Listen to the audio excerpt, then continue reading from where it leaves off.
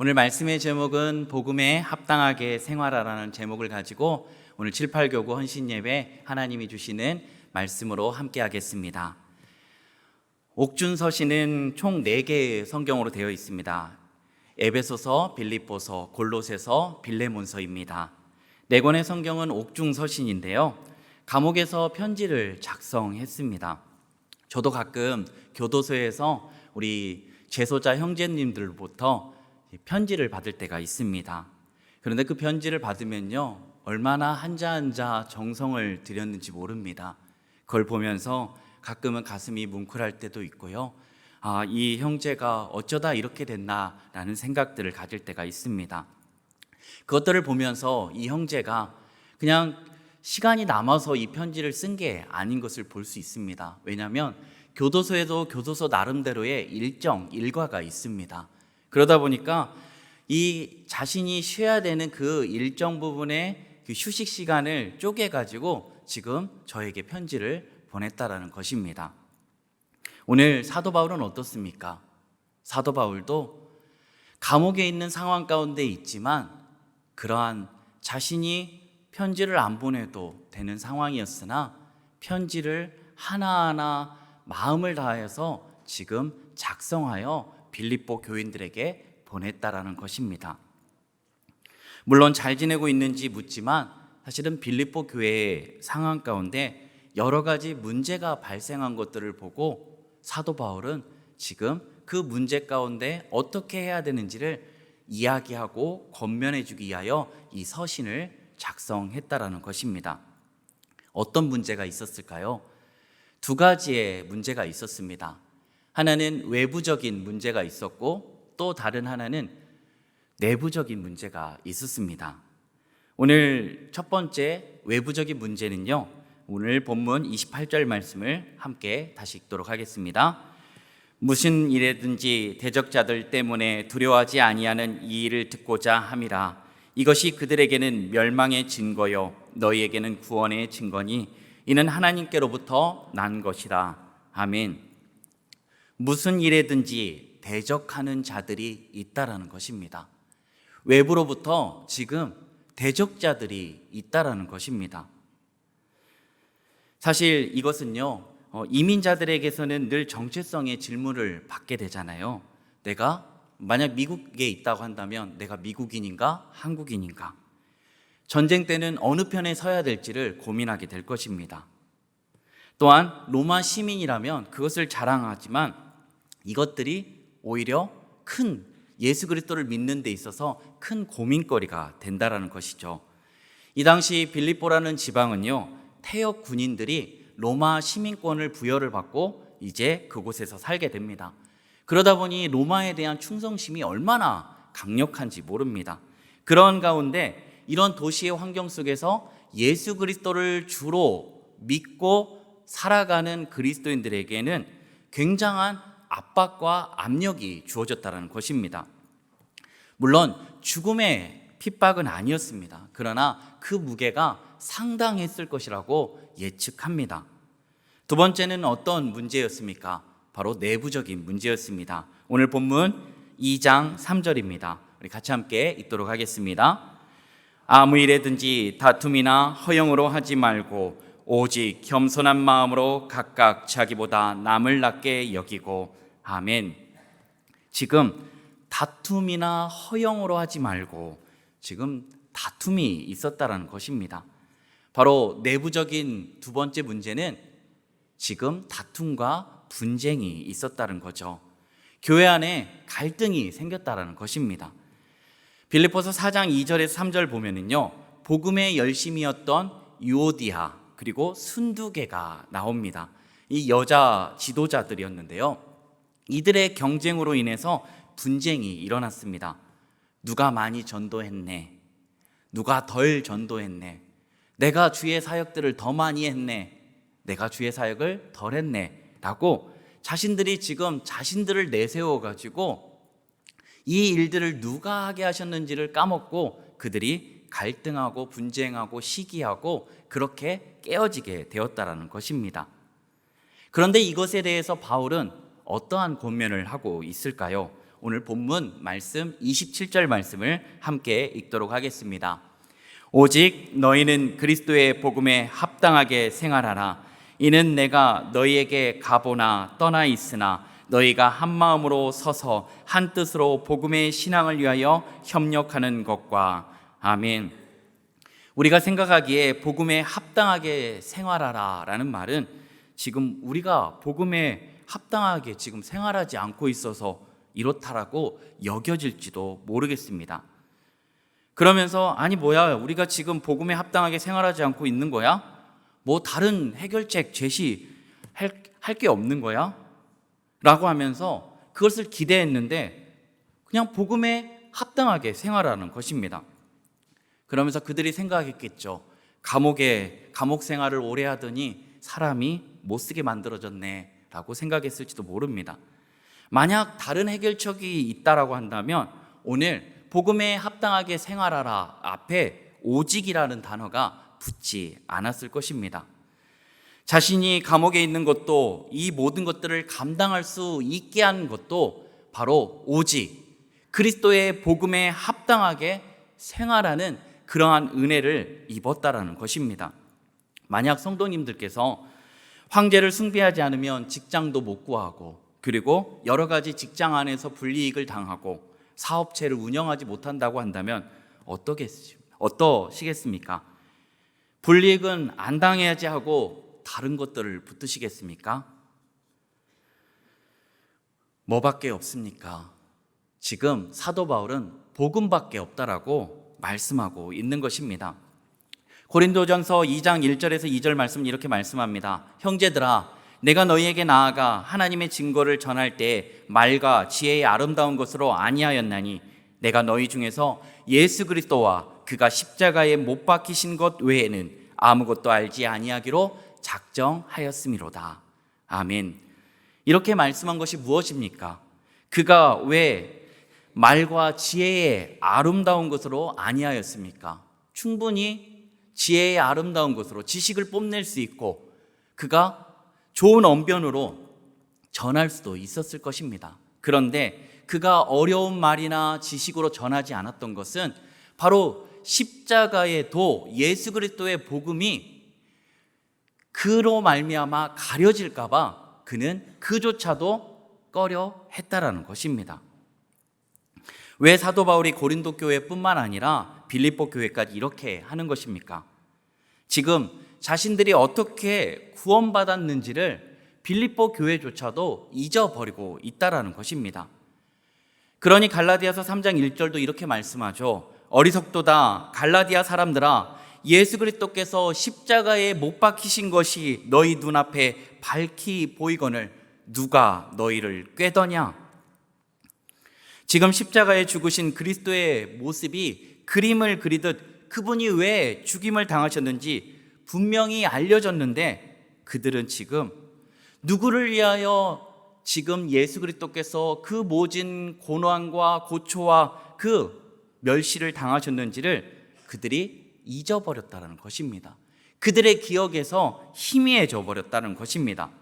십자가의 도가 멸망하는 자들에게는 미련한 것이요 구원을 받는 우리들에게는 하나님의 능력이라 말씀해 주셨는데 구원을 받는 자들처럼 살아가는 것이 아닌 멸망받는 자들처럼 지금 살아가고 있다라는 것입니다. 하나님은 당신을 응원합니다 라는 책이 있습니다. 그 책의 내용입니다. 옛날에 신라시대 때요, 이 신라시대를 대표하는 두 개의 큰 사찰이 있었다고 합니다. 하나의 이름은 대부사입니다. 그래서 이 가마솥 붓자를 써가지고요, 큰 솥이 있는 곳이 이 하나의 사찰이고요. 또 하나의 사찰은 변심사입니다. 이 변소를 깊게 팠다라고 해가지고 변심사입니다. 그런데 이들이 자꾸만 누가 어느 사찰이 크네, 작네 이렇게 다투는 거예요. 다투니까 이제 거기에 사찰에 있는 대표로 있는 주지승이 안 되겠다. 이게 지금 뭐 하는 거냐? 우리 불자인데 지금 이 다퉈가지고 이게 말이 되겠느냐? 우리가 만나서 어떻게 화해를 하고 어떻게 나아가야 될지를 의논해 보자. 그래서 대표를 이제 뽑았습니다. 뽑아가지고 이제 어느 날, 어느 시에, 어느 장소에서 만나기로 했습니다. 이제 두 대표가 만나가지고 이제 만났어요. 만났는데 그때부터 또 신경전이 벌어지는 거예요. 한 분이 먼저 시작을 합니다. 제가 못 올 길을 왔습니다. 동짓날이 돼가지고 저희 사찰의 모든 식구들을 먹이기 위하여 이제 큰 가마솥에 동지 죽을 끓였는데 그게 너무 가마솥이 크다 보니까 이제 저을 수가 없어가지고 밑이 탈까봐 배를 띄웠다는 거예요. 배를 띄워가지고 그거를 노를 져가지고 그거를 저었다는 거예요. 그런데 바람이 너무 강하게 불으면서 그 사공이 그만 물에 빠져버렸다는 거예요. 그래서 모든 이 스님들이 같이 함께 모여가지고 그 사공을 찾는데 그 찾는 와중에 지금 경황 없는 상황에서 자기가 왔다라는 것입니다.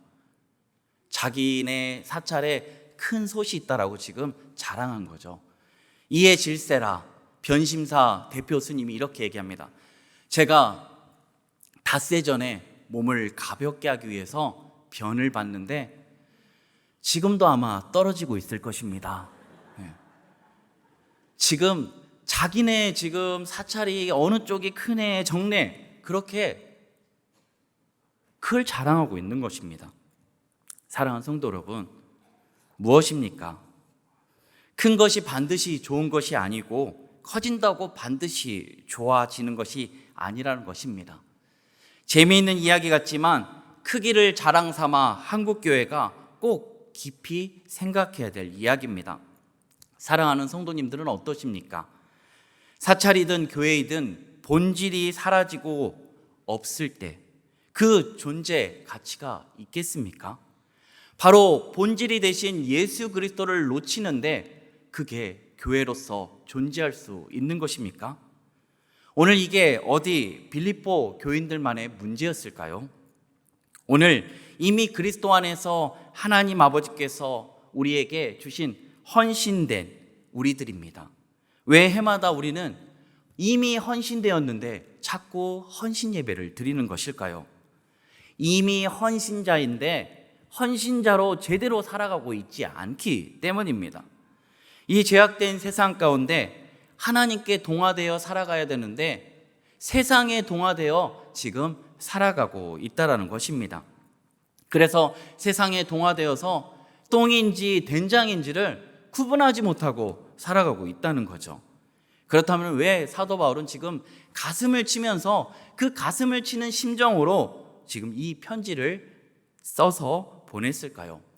그것은 너희가 외부로부터 오는 핍박과 내부적인 갈등, 그것이 지금 그걸로 인해서 교회가 풍비박산이 날 상황이 있지만 너희가 여전히 정신 차리지 못하고 그들이 다른 것에서 자꾸만 답을 찾으려 하고 있다라는 것입니다. 그들도 이러한 문제 앞에서 기도했을 것입니다. 하나님, 지금 교회 안에서는 다툼이 일어나고 내부에서는 거짓 교사들과 황제 숭배의 그런 압력이 몰려오고 있습니다. 어떻게 해야 됩니까? 그렇게 하나님께 부르짖었는데 하나님의 응답이 없는 거예요. 그러니까 하나님께서 지금 우리가 이렇게 됐다고 꼴보기 싫어서 침묵하고 계신가 보다 라고 생각했을지도 모르겠습니다. 그런데 하나님은 이미 그들에게 응답하셨습니다. 그들에게 이미 그것들을 이겨낼 수 있는 방법을 주셨다는 거예요. 그게 무엇입니까? 고린도전서 1장 23절은 이렇게 말씀합니다. 오직 부르심을 받은 자들에게는 유대인이나 헬라인이나 그리스도는 하나님의 능력이요 하나님의 지혜니라. 오직 부르심을 입은 자들에게는 바로 유대인이나 헬라인이나 그리스도는 하나님의 능력이요 하나님의 지혜라고 말씀하고 있다는 것입니다. 그들이 지금 여러 가지 외부로부터 오는 압력과 내부로부터 있는 갈등들이 이겨낼 수 있는 것은 다른 것이 아니었습니다. 무엇이었습니까? 바로 오직 하나님의 능력이 되고 하나님의 지혜가 되신 예수 그리스도를 붙드는 것입니다. 그럼 도대체 복음이 무엇입니까? 우리 성도님들은 복음에 대해 정말 그것을 묵상하고 연구하고 계십니까?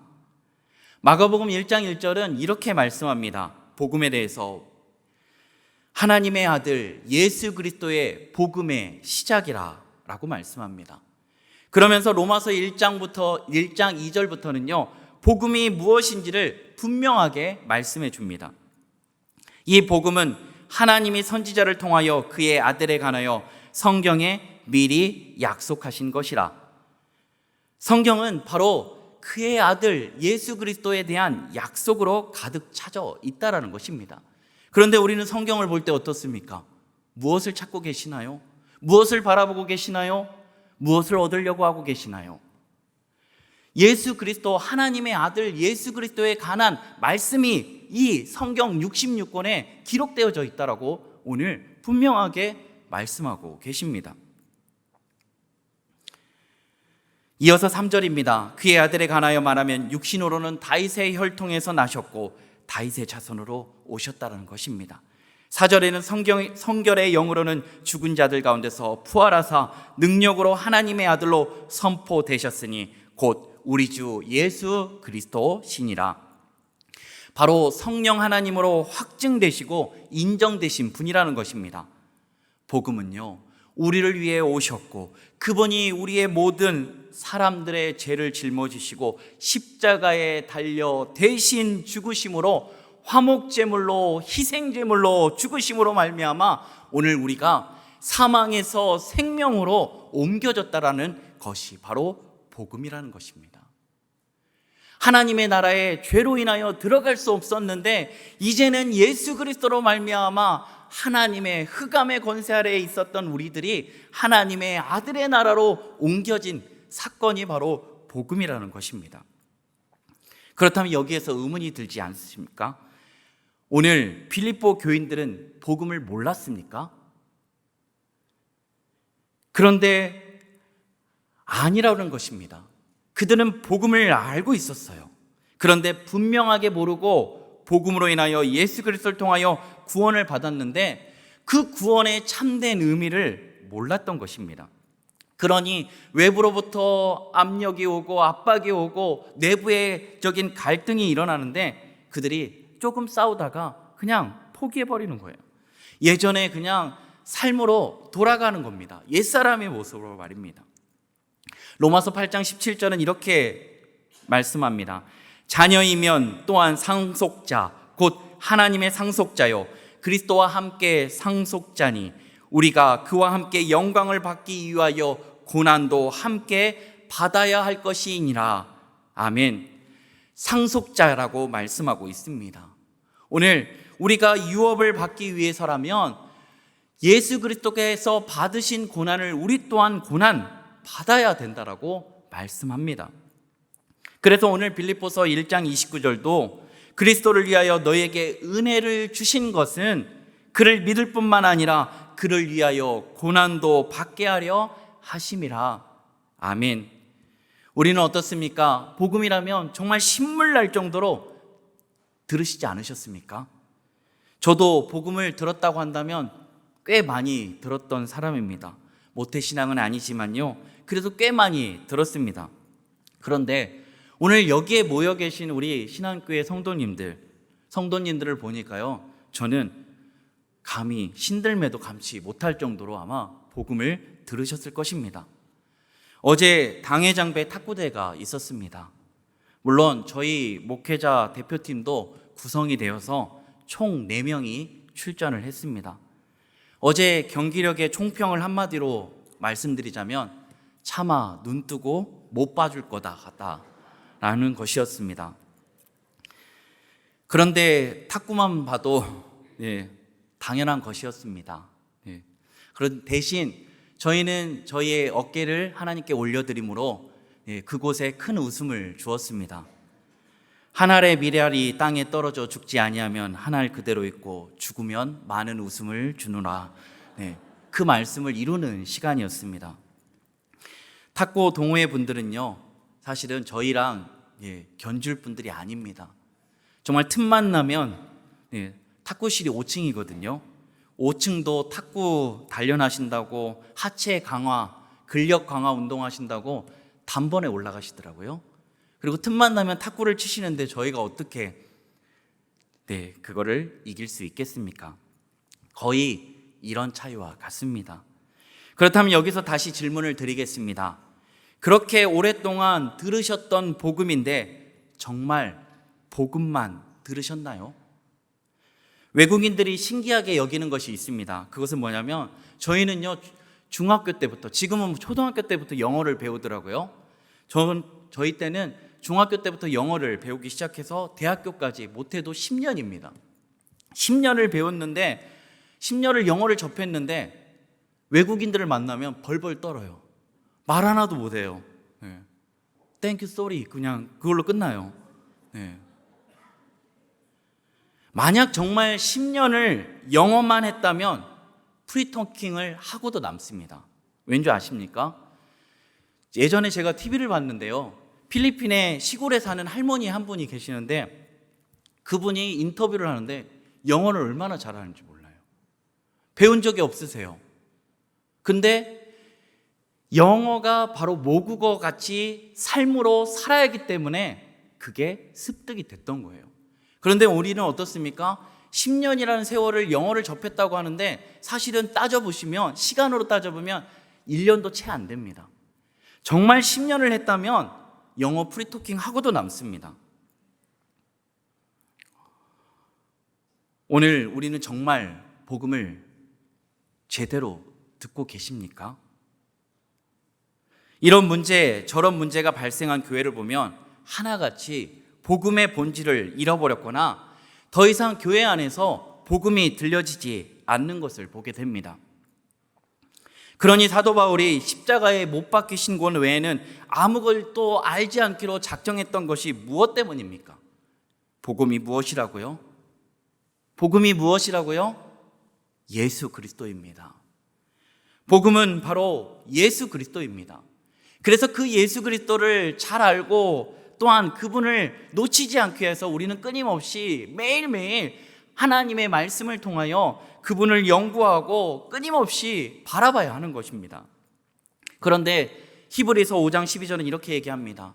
때가 오래되었으므로 너희가 마땅히 선생이 되었을 터인데 너희가 다시 하나님의 말씀의 초보에 대하여 누구에게서 가르침을 받아야 할 처지이니 단단한 음식을 못 먹고 젖이나 먹어야 할 자가 되었도다.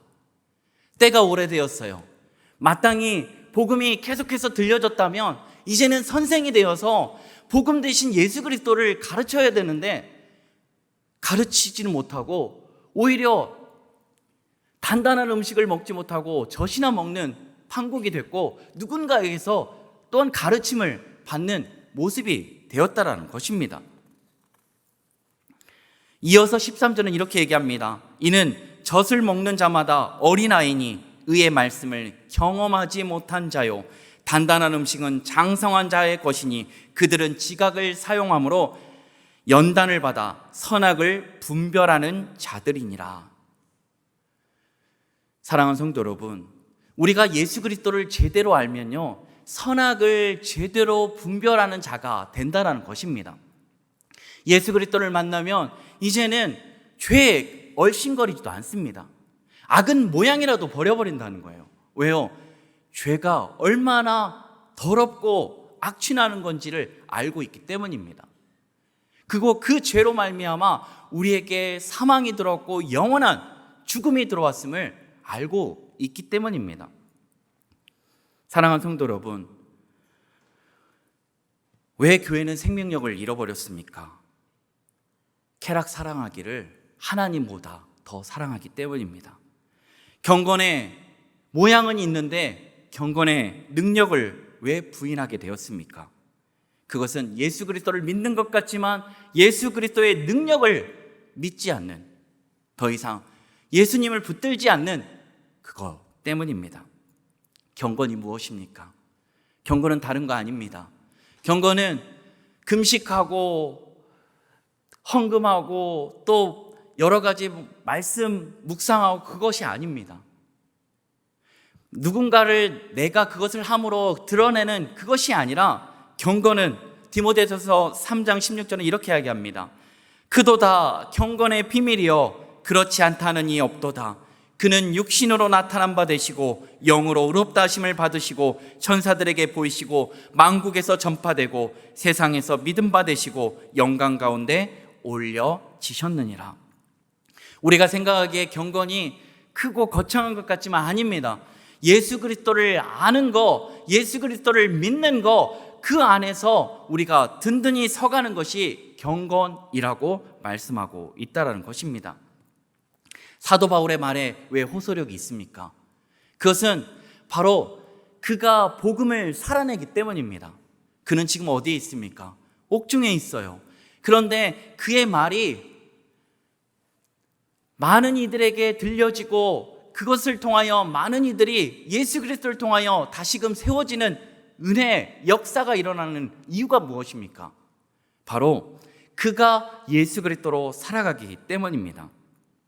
사랑하는 성도 여러분, 오늘 무엇을 해야 됩니까? 디모데전서 4장 16절은 내가 내 자신과 가르침을 살펴 이 일을 계속하라.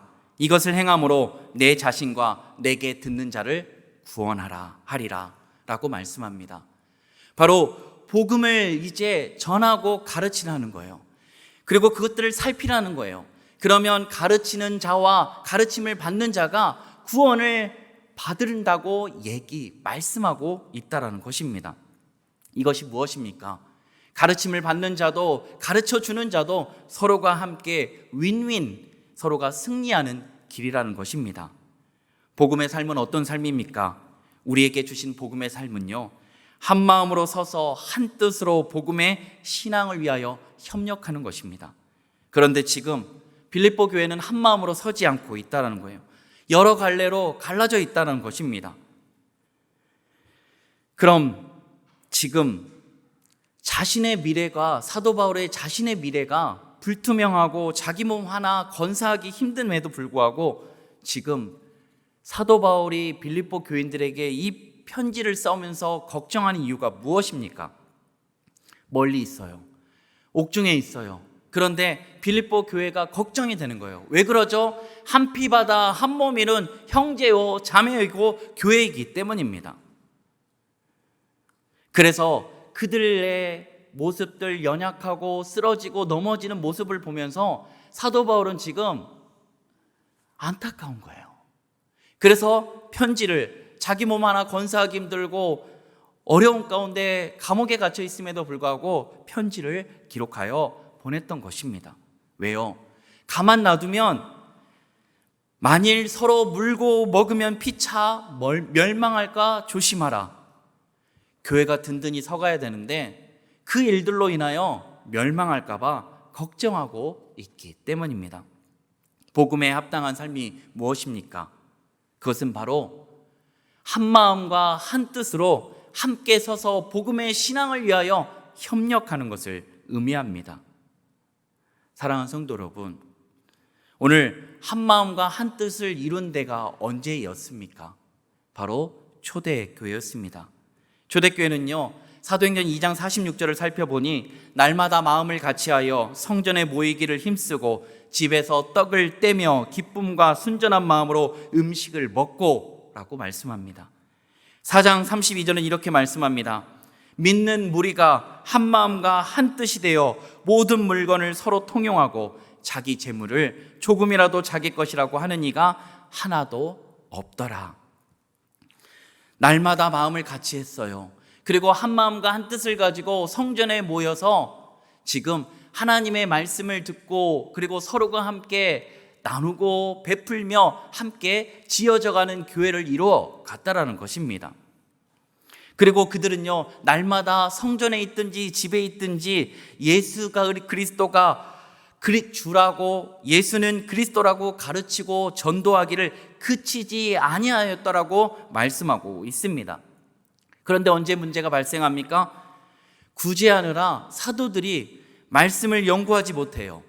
구제하는 일에 힘쓰다 보니까 문제가 발생하는 거예요. 그래서 그때 7집사를 세워서 구제하는 일을 하게 하고 어떻게 했죠?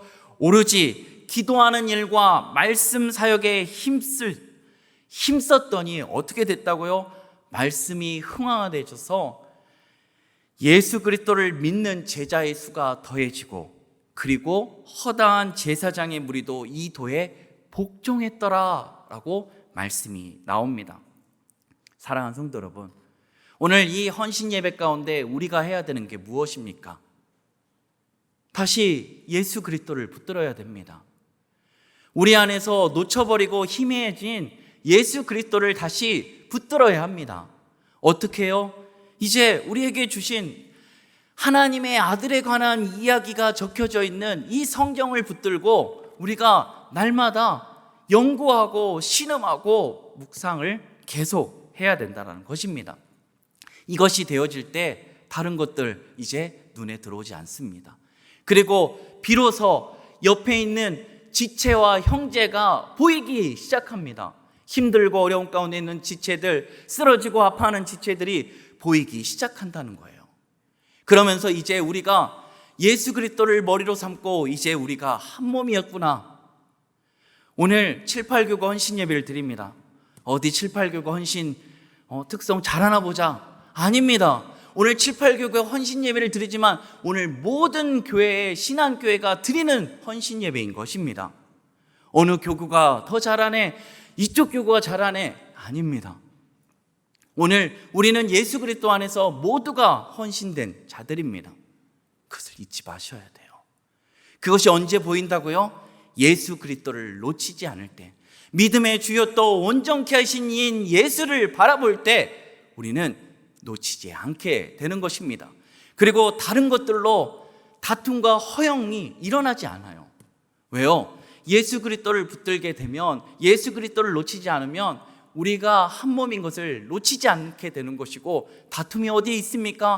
허영이 어디에 있습니까? 외부로부터 압력이 오더라도 어떻게 흔들립니까? 터가 되신 예수 그리스도가 우리의 안에 반석으로 자리 잡고 계신데 무엇이 우리를 요동하게 할 것이며 우리를 좌우로 치우치게 할 수 있단 말입니까? 없다는 거예요. 예수 그리스도를 붙들 때 우리는 그러한 능력이, 바로 예수 그리스도가 하나님의 능력이요 하나님의 지혜가 되는 것입니다.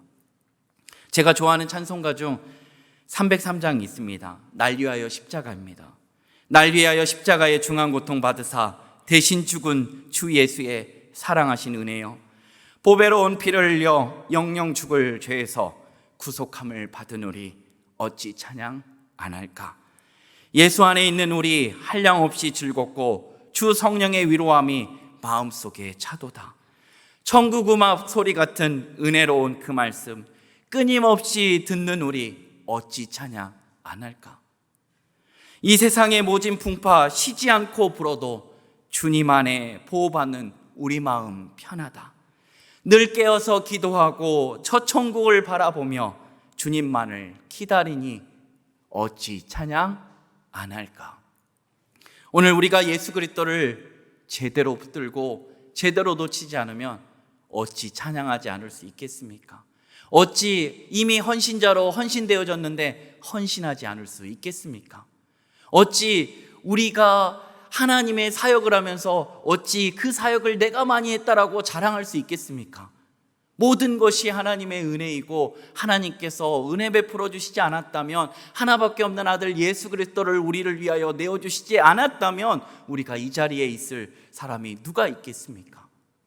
오늘 그것을 놓치지 않는 거, 그것을 붙드는 거, 빌립보 교회뿐만 아니라 오늘 신한교회의 여러 가지 문제들, 여러 가지 다툼들, 갈등들, 그 모든 것들 본질 대신 예수 그리스도를 붙들 때 더 이상 그것들은 문제가 되지 않을 것입니다. 가정에 문제 있습니까? 예수 그리스도를 붙드십시오. 다른 거 없습니다. 예수 그리스도를 주인 삼아 우리 가정 가운데 들려지게 하십시오. 제가 고전 신앙서적을 봤는데요, 그 빌 해물스라는 이 분이 있는데 그분이 그 책에 이렇게 기록했더라고요. 날마다 아침 저녁에 가정 예배를 드린대요. 가정 예배를 드릴 때 그때는 이제 하인들이 있잖아요. 그러면 하인들까지 한데 모여가지고 예수 그리스도가 주가 되시고 예수 그리스도가 우리의 주인 되심을 아침 저녁으로 자녀들에게 가르치고 하인들에게 가르쳤다는 거예요. 그러니까 흔들리지 않는 놀라운 은혜가 있게 되었다는 것입니다. 사랑하는 성도 여러분, 오늘 예수 그리스도를 붙드시기 바랍니다. 우리가 헌신하려면 예수 그리스도를 붙들지 않고는 그 헌신은 오래가지 못합니다. 오늘 다시 한번 예수 그리스도를 믿는 믿음 안에 굳게 서기를 원합니다. 그래서 굳게 서서 우리의 찬양, 우리의 가정 가운데 찬양이 회복되기, 우리의 가정 가운데 말씀이 들려지고 다시금 기도가 끊이지 않는 복된 가정으로 이 신한교회 안에 이제 미움과 다툼과 시기와 질투는 사라지고 오직 서로가 함께 한데 함께 그리스도 안에서 지어져가는 교회로 모두가 함께 서로가 함께 한 마음과 한 뜻을 가지고 나아가는 복된 신한교회 우리 모두가 되길 간절히 바랍니다. 기도하겠습니다.